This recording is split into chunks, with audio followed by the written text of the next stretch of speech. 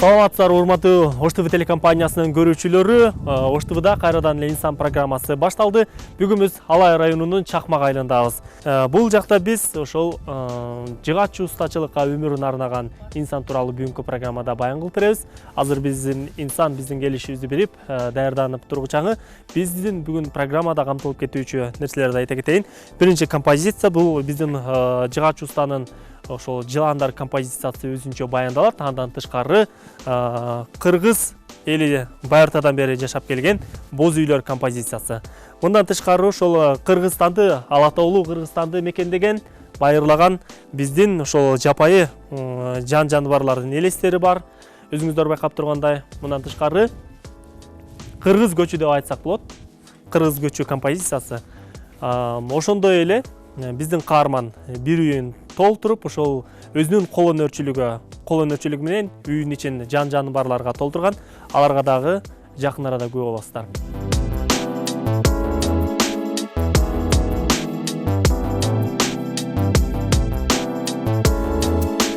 Кыргызстандын алыскы аймагындагы биздин каарманыбыз Абдилазиз абабыз ушул 18 жылдан бери жыгач устачылыктын эң татаал түрүнө кирген, ушул өнөрү менен алектенип жатат.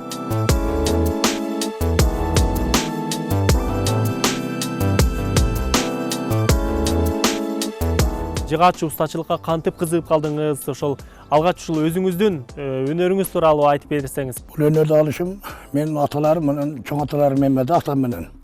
Булар мисалы менен чоң атам Чалбай деген уста болгон, тегирменчи. Онун баласы Шапак уста болгон.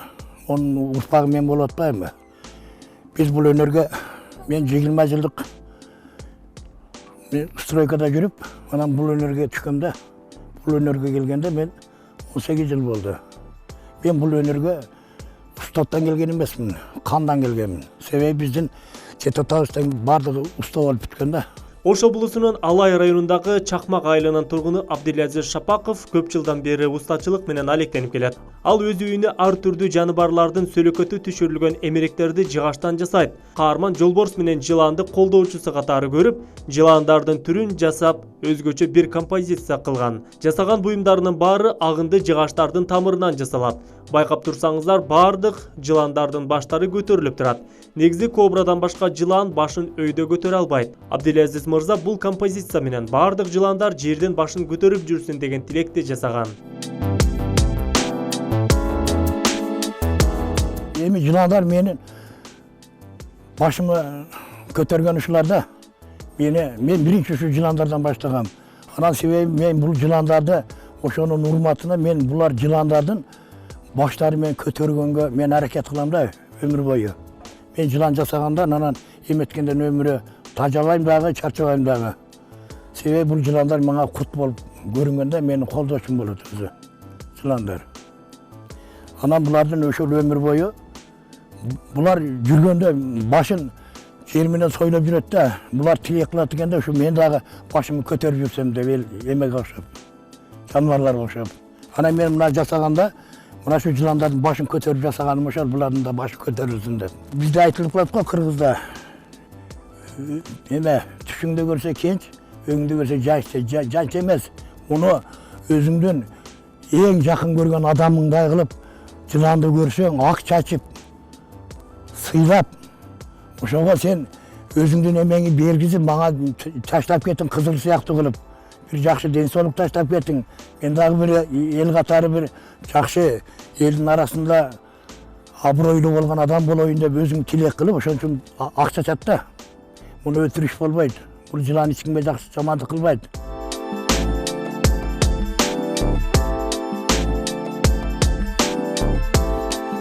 Эми ушул жыландар композициясына кезек келип жетти. Ушул жыландар композициясы туурасында азыр баян кылып берсеңиз. Эмне себептен жыландардын майдасын алдыга жыйдыңыз, алдыга коюп туруп, эң чоңдорун артка коюп койдуңуз. Булар кандай ыкма?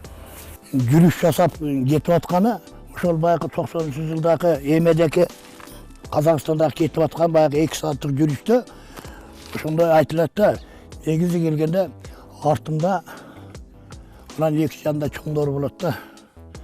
Анан кичинелерин ортолукка эметип бул сактап кетишет. Ошол жерде кырсыктардан сактап өзүнүн максатына жетиш керек да. Ошо мына чоң жыланды артка койгон себебим бул эң акырындагы эң эме жыландардын падышасы да. Падышасы. Өзүнүн көчүн, өзүнүн урпактарын ошол өзүнүн жеткен жерине эсен аман жеткизиш үчүн да. Кандай жыгачтардан жасайсыз бул немелерди? Анан түстөрү дагы ар кандай болуп турат? Бирисиники кара кочкул болуп турат, бирисиники сары болуп турат, бирисиники дагы бир башкача түстө болуп турат. Түстөрүн кантип тандайсыз? Бул эметип келгенде мына эмелерди алыш үчүн сен тамырлардан эметесиң да. Себеби бул ижри жыгачтар бүткүн тамырларда болот да. Дарактардын тамырларында болот. Анан эме ар кыл вариант, мисалы жер жүзүндө 2500 түрү болот да, ар кыл түрү болот да. Жыландардын көчү да, көчү. 90-жылдагы кеткен жыландардын көчү. Ошол кайтара менен ошол өзүмдүн ошо келсе деген тилегим да. Кыргызстанга келсин деген. Кыргызстанда келип, ошо жакшы бир адамдар, Аксөөктүн тукумдары, ушул адамдар, жакшы адамдар башкарып, Кыргызстан бир дүйнөгө ошо. Себеби биз Нух пайгамбардын урукпагыбыз да. Анан эми ошол боз үйлөр композициясы туурасында айтсаңыз, боз үйлөрдүн жасалышы, кыргыз журтчулугу бул жакта өзүнчө кооз болуп туруп көрүнүп турат. Ушулардын жасалуу ыкмасын айтып берсеңиз. Эме адам ата жаралып, ошондо келип урпактар улаганда биринчи үңкүрдө жашаган.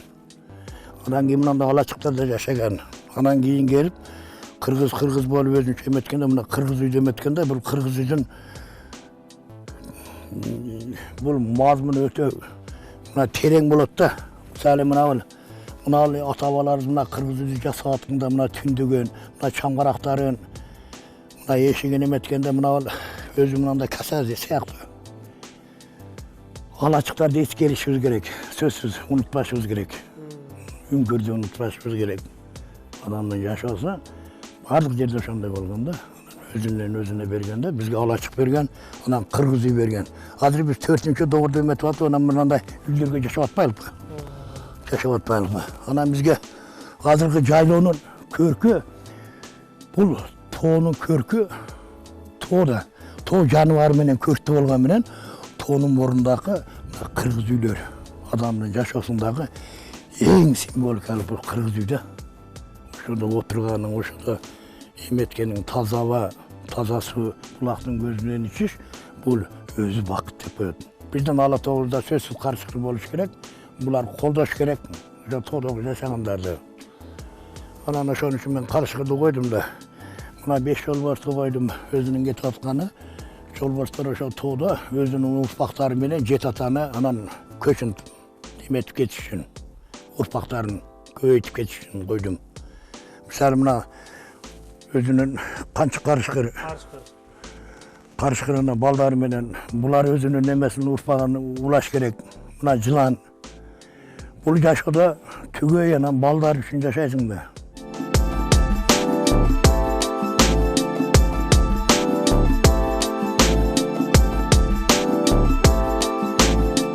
Мына өзү кыргыздардын көчү деп коет. Жайлоого көчкөнүндө бир жактан бир жакка келгенде бул келгенде анан ошондо көчтүн эң башында эшек болуш керек да. Бул негизи куралыкта жатат да. Эшек баштайт көчтү, анан түбү мына ат баштайт да. Биздин эмесинде. Анан мен мындай келгенде мына биринчи байлык ден соолук деп эметкеним баягы эшекке ден соолук артып, анан ак жоолук деп өмүрлүк жарың болуптур. Анан ошол өзүң жет атанын урпагы болуп улай албайсың да. Анан экинчи байлык ошол ак жоолук болот экен. Анан үчүнчү байлык тапкан ташканың, өзүңдүн баягы каш башың, чөмүш-сөмүшүң, өзүң урунган күрөк-бүрөктөрүң да.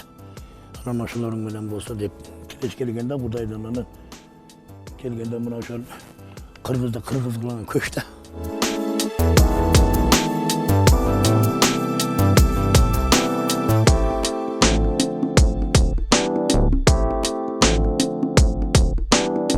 Жети жылан деп.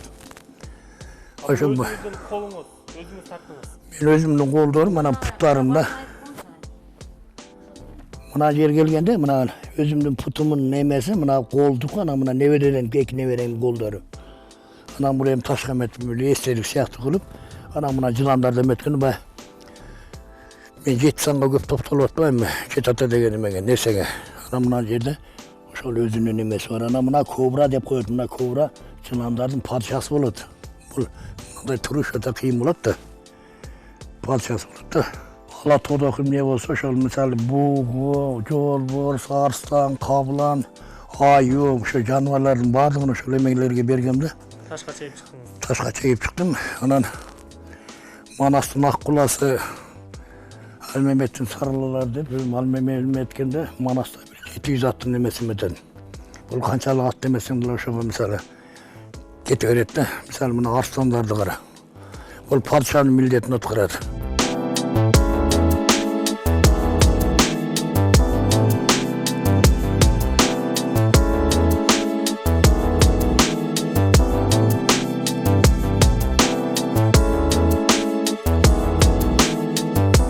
Арыстанды карасак, ошол жакка өзүңүзчө бир арыстандардын канаттары бар экен. Бул жактан мүйүз карап коюпсуз. Мындай карап турсаң бүркүттөр, аюулар бардыгы башкача. Эми өзүмдүн фантазияга бергенде, мисалы сөрүнүн башталышып келгенде, мисалы арстанды, анан жолборусту, кабланды, анан жыланды койдум да, 4 эмесине. Көтөрүп турган стойкасына. Анан жасалганда ошолор. Мында отурганыңда нар жагыңда арстан, янда жолборс. Булар коруп сени эметип, колдоочу сыяктуу да, отурганыңда.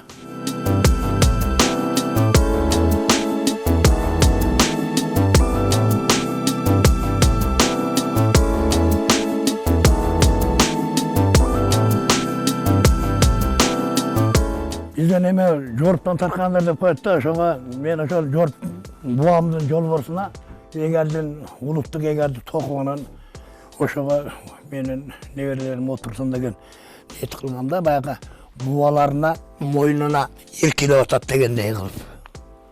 Анан ошондой кылып эгердин эмеси мазмуну ошондо анан келесі сыяктуу да. Бул өнөрдүн бир даңгыр жолу менен кетип атам, ошонун баткагына дагы, чыласына, тайгагына дагы метип, ошол белге чыгып, чыгыш үчүн кетип атам. Мен байлыктын кушун кармай албадым. Кармасам болот эле. Кармай албадым. Мен өнөрдүн кушун кармап калдым да. Мен ушу жерим гана бактылыктын менин нерсеси болуп калды. Себеби кембагалчылык өзү байлык дейт. Кембагалдыктын азабын тартыш бул өзү байлык. Ана мына жерде отурганымда ана тронда. Анда мисалы бул трондук эме да. Анда трондук эме болот. Анан экинчи эмесинде шерлер коргоп турса жанымда.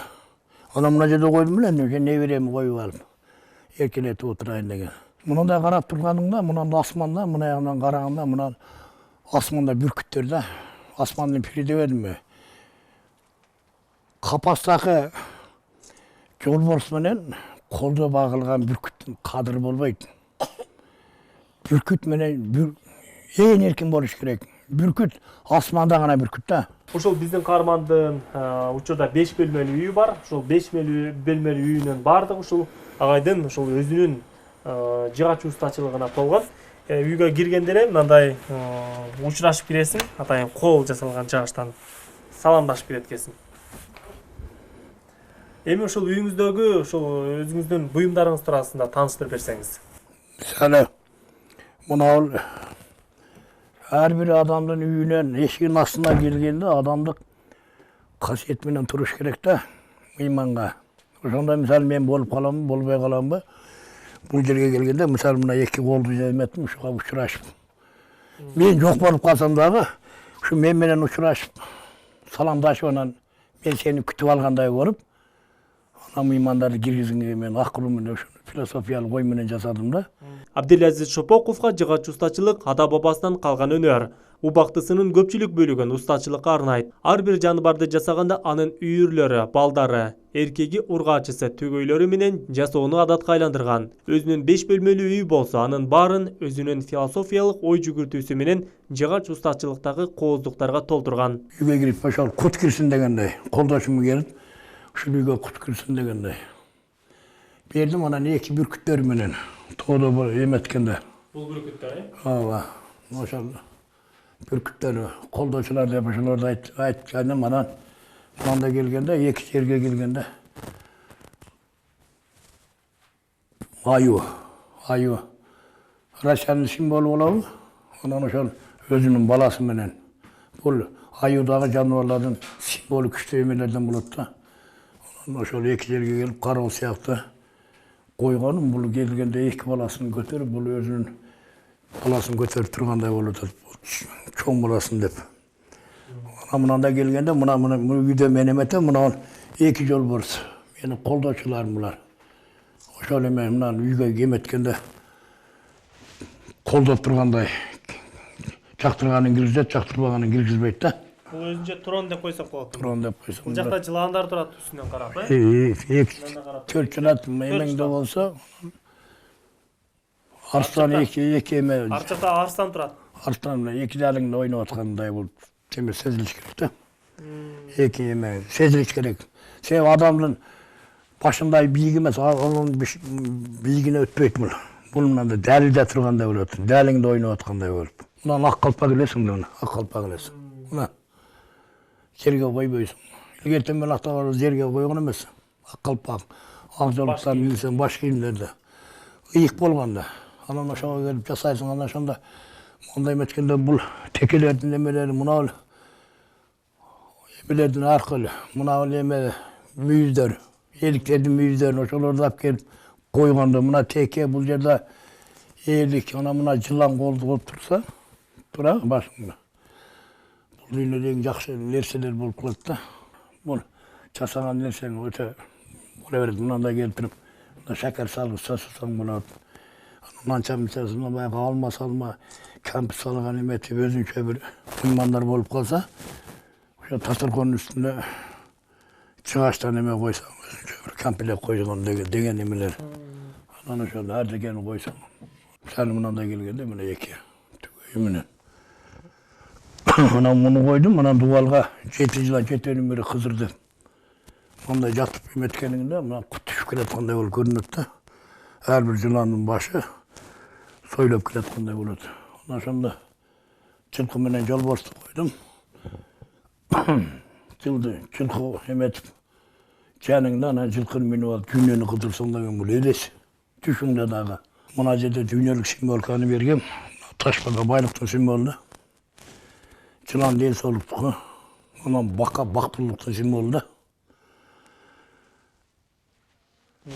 Ден соолугуң болуп, бактылуу болсоң сен бул дүйнөдө ажар көрбөгөн бактылуусуң. Кандын дагы башка эч кимге бербеген табигаттын сага чексиз бакыты болот бул. Ошону кармап калсаң, сен бактылуусуң да. Мисалы мына көрдүңбү? Баканын символу анан мына жерде бир жыландарым бар. Мына көргүлөгүз кандай табылганын уюлу да. Эч ким жасай албайт. Себеби бул кадыр түндө өзү ээрип буралат экен. Ыйык жыгачтык эметип. Ыйык жыгач экен да. Баягы толоно менен дегеним. Анан ошондой жыландарды койдум да, кепин койдум, мына көрдүңбү? Себеби уюктуу сыяктуу кылып койдум да. Муну композициясын эчтегенчен таба албайсың, мунун эмелерин. Табигат өзү колдон жасап берген, сыйда. Анан мына менин капы. Жаңактын капы. Жок, кап эмес, талдын кара талдын капы. Абдилазиз Шапаковдун жасаган буюмдары үйүндө батпай турат. Өзү көп жылдан бери музей ачууну пландап, ага жардам берүү боюнча бир топ жерге кайрылып, майнап чыккан эмес. Үмүтү өзү жасаган буюмдарды жалпы элге сунуштоо үчүн музей куруу. Ушу Кыргызстанда музей ачайын десем, ушунчалык тоскоолдук, көрө албастык, эки жүздүүлүк. Илгери Токтогулду ырдайсың деп сүйүргө айдаган кыргыз дагы эле бар экен.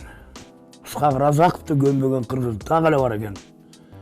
Ушунчалык сенимгейди да. Сенимгейди. Азыр мындай турганы менен көкүрөгүм ыйлап турган бар.